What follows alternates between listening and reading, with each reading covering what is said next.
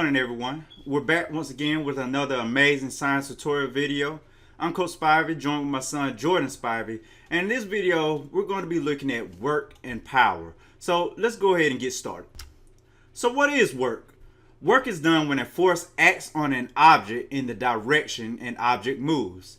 And in order for work to be done, a force must move an object in the direction of the force. If there is no movement, then no work is done. So just because I push on the wall, even though I'm applying a force to the wall, I'm not moving the wall, so there is no work done. And then another example is a pitcher applies a forward force when he throws a baseball to the catcher. So let's take a look at this. The pitcher applies a forward force when he throws that baseball to the catcher, and that causes the baseball to move. So he does complete work. Why? Because it causes the baseball to move in the direction that he applies that force. So here's our formula for work. And work equals force times distance. And the unit for work is joules, abbreviated by J. And for force, it's newtons, abbreviated with N. And then for distance, it's meters, abbreviated by M. If you notice, here's our formula for work. So we have work equals force times distance, but say we want to solve for force. So in order to solve for force, it will be force equals work divided by distance.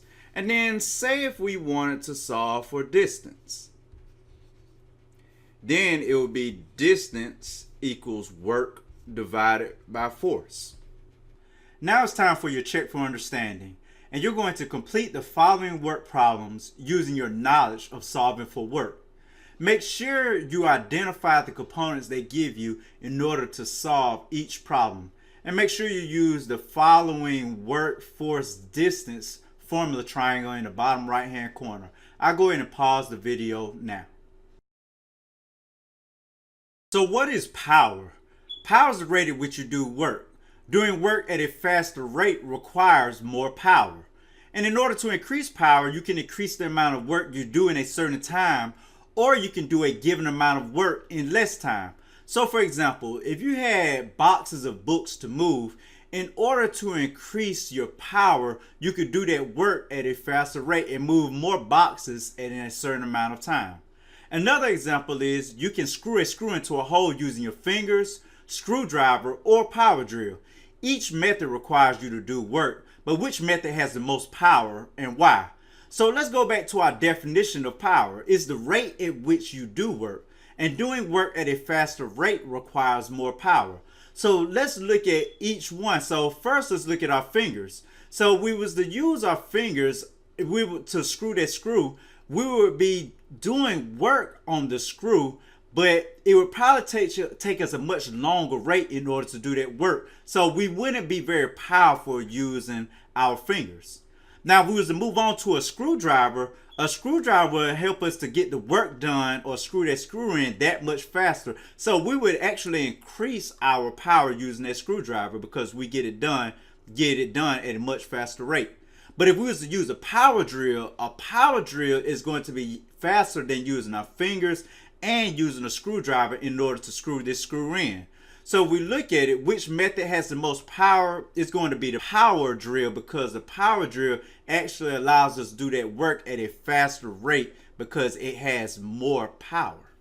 And now that brings us to our formula for power, which is work divided by time. And oftentimes, in order to solve for power, you first must solve for work. So that's why we have in parentheses force times distance divided by time, because that's how you solve for work.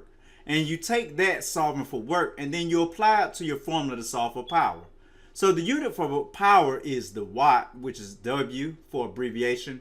And then for work is joule, the abbreviation is J. And then for time is second, and your abbreviation is S.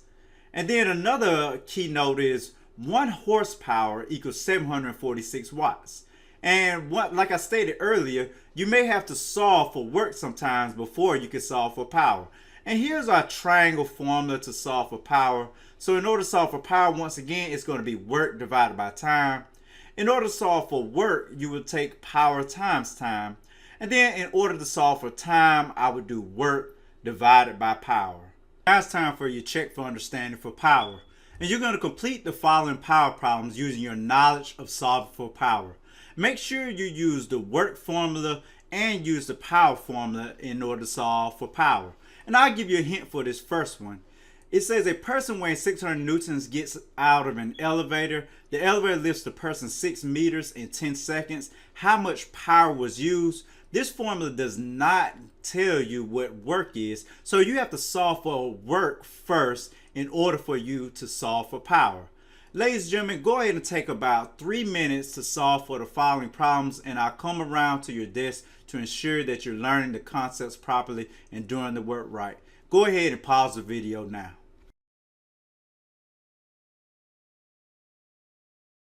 Now it's time for your final check for understanding for working power. And these questions are a culmination of everything that you learned before for working power, and they help you to conceptualize the ideas or the concepts of working power. So make sure you read these questions carefully and fully interpret and understand what their questions are asking you. Ladies and gentlemen, I'm Coach Spivey, sign off with my son Jordan Spivey, and make sure y'all have a peaceful, awesome, wonderful, and positive day. Peace.